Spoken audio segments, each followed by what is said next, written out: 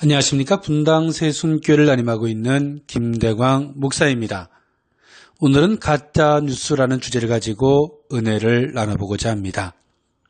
사람은 믿고 싶은 것만 믿으려고 하는 경향이 있습니다.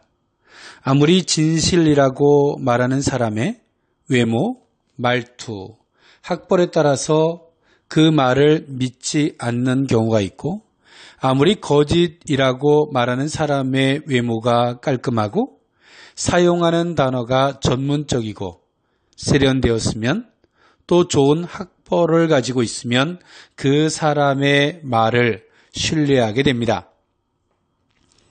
그리고 말하는 사람이 인용문이나 통계 자료와 같은 숫자를 가지고 자신이 말하고 있는 내용을 뒷받침하는 정보를 더한다면 더 신뢰하는 경향이 있습니다. 실제로 생각의 오류라는 책을 보면 인간은 보고 싶은 것만 보고 믿고 싶은 것만 믿기 때문에 의심하고 또 의심해야 한다고 말하고 있습니다.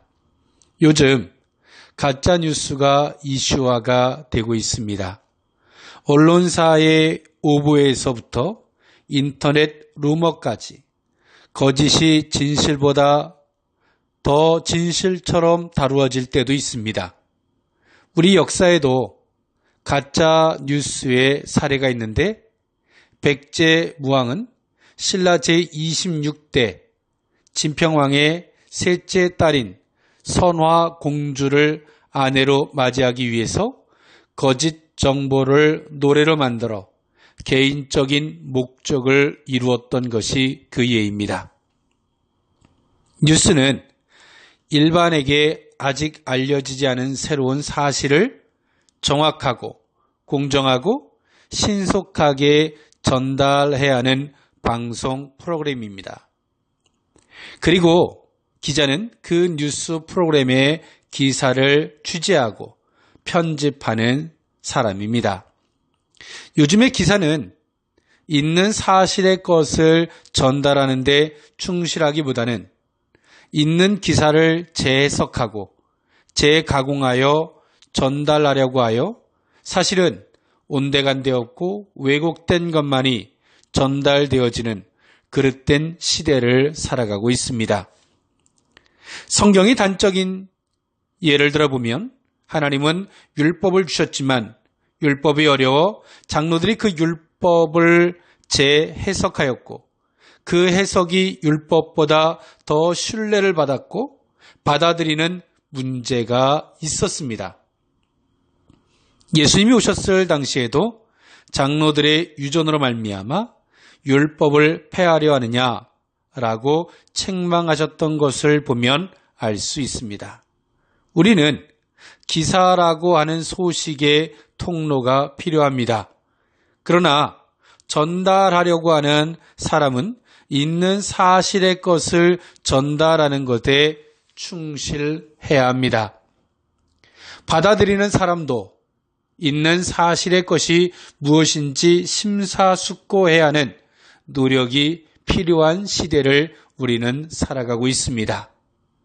그런 자세가 있을 때에 사실을 왜곡시키거나 부풀림으로 말미암아 누군가에게 상처를 주고 상처를 받는 일이 더 이상 있어서는 안 될 것입니다.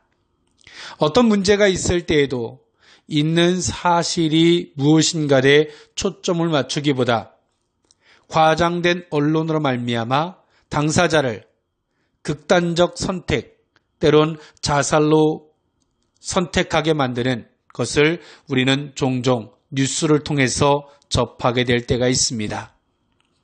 이것을 가리켜서 법률적 재판이 아닌 언론적 재판이라고 말하기도 합니다.